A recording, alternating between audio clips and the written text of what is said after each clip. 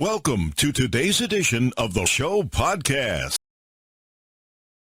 Demi Lovato's documentary Dancing with the Devil released its first episode on YouTube on Tuesday, and the series is an unprecedented and unfiltered look into the former Disney star's life, relationship with her family and battles with addiction. In Dancing with the Devil, Demi opens up to the cameras with commentary provided by her mother and stepfather, sisters, choreographer and friends, as well as the neurologist at Cedars-Sinai Hospital who treated her brain injuries after her overdose. Throughout the series, these sources start a raw but compassionate dialogue about the parts of Lovato's life that led her to her breaking point in 2018, but also celebrate her talent, strength and resilience and her joy at getting a new lease on life. There are plenty of details in the hour-long project to mull over, but here are 5 of the most shocking revelations from the series. Minor spoilers ahead. Demi Lovato's documentary Dancing with the Devil released its first episode on YouTube on Tuesday, and the series is an unprecedented and unfiltered look into the former Disney star's life, relationship with her family and battles with addiction. In Dancing with the Devil, Demi opens up to the cameras with commentary provided by her mother and stepfather, sisters, choreographer and friends, as well as the neurologist at Cedars-Sinai Hospital who treated her brain injuries after her overdose. Throughout the series, these sources start a raw but compassionate dialogue about the parts of Lovato's life that led her to her breaking point in 2018, but also celebrate her talent, strength and resilience and her joy at getting a new lease on life. There are plenty of details in the hour-long project to mull over, but here are 5 of the most shocking revelations from the series. Minor spoilers ahead. Because she asphyxiated as well as had multiple organ failure. I'm really lucky to be alive. The doctors said if there'd been 5 to 10 more minutes and if my assistant hadn't come in, I wouldn't be alive today, Lovato said. Jackson told the documentary crew that when she found Lovato unconscious in her home, there was one point where she turned blue, her whole body turned blue. I was like, she's dead for sure. It was the craziest thing I've ever seen. Sexual assault by her drug dealer. In the documentary, Lovato revealed that her drug dealer had sexually assaulted her the night that she called him to deliver the drugs that would trigger her overdose. I've had my fair share of sexual trauma throughout childhood, teenage years, she said. When they found me I was naked, blue. I was literally left for dead after he took advantage of me. Lovato says that when she woke up in the hospital, she was asked if she'd had consensual sex. There was one flash that I had of him on top of me. I saw that flash and I said, yes, she said.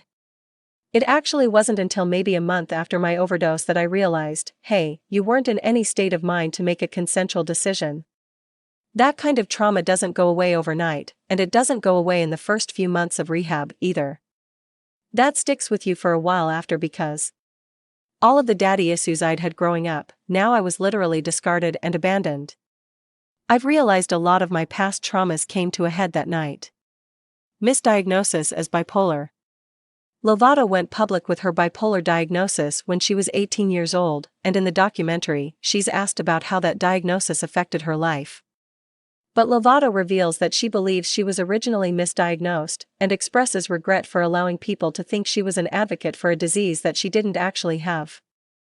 I came out to the public when I thought I was bipolar because I thought it put a reasoning behind my actions, Lovato said. But what I didn't do was get a second opinion. You take something public, you become an advocate for it. I was acting out when I was 18 for many reasons, but I know now from multiple different doctors that it's not because I was bipolar. And I had to grow up. I had to grow the F.K. up. Demi's relationship with her father. Lovato and her family members dive deep into their relationship with her dad, Patrick Martin Lovato, in the documentary's first episode. Lovato says she was estranged from her dad, and wrote her song Father about their relationship. In the documentary there's footage of her playing father to a live crowd, next to a big photo of the two of them. Growing up my whole life, I longed for that relationship with him, Lovato said. And then I resented him because he was an addict and alcoholic and was abusive to my mom. Lovato goes on to describe the horrific way she found out of her father's death. We don't actually know the exact date he died, she said. All we know is that by the time he was found, his body was too decomposed to have an open casket.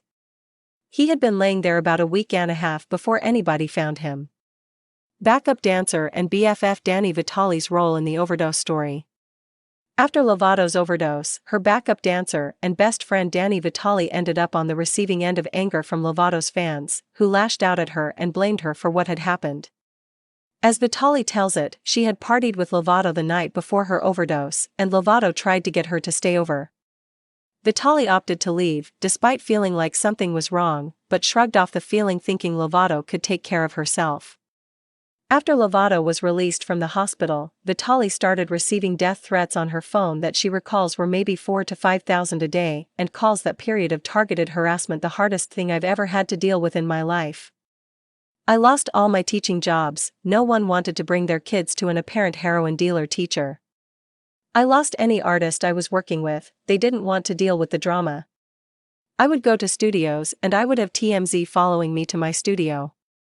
I had to rethink my whole future. All because of someone else's decision. And that was terrifying, she said. In the documentary, Lovato gives Vitali a chance to fully clear her name, and she also takes responsibility for letting everyone think that her friend played a role in that fateful night for so many years.